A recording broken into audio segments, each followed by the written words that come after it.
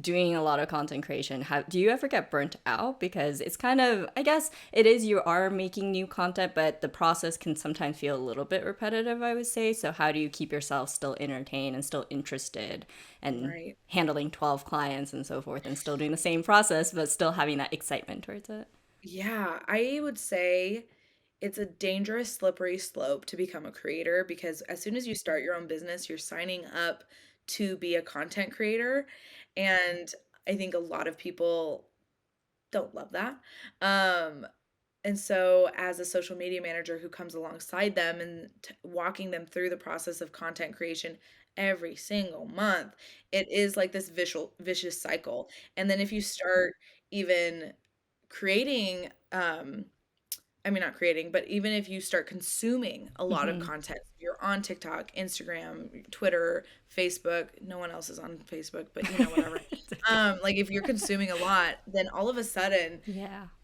there's like this creeping in voice that tells you like you can't create anything original and Mm-hmm. that person did it better than you, so you might as well not even try. And then you get stuck in this kind of perfectionism, or trying to be unique. And Hmm. so there's a lot of different things that kind of stunt the content creation self. And I've actually done a lot of inner work for myself to feel okay approaching content again because I did get burnout so much. Like it was to the point where I was like, I'm quitting. I'm burning this down to the ground because I really don't think life is meant to be documented in this type of way all the time. Like there anyway, but that's kind of like an inner struggle that I deal with. But for content creation itself, I think when you can not consume so much Hmm. and instead you're investing in reading different books, whether that's fiction or nonfiction, it doesn't really matter.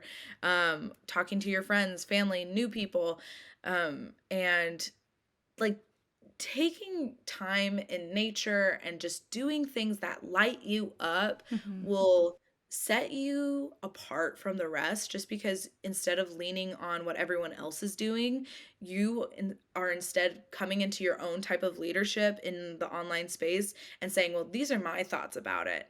And recently, that's kind of what I had to do.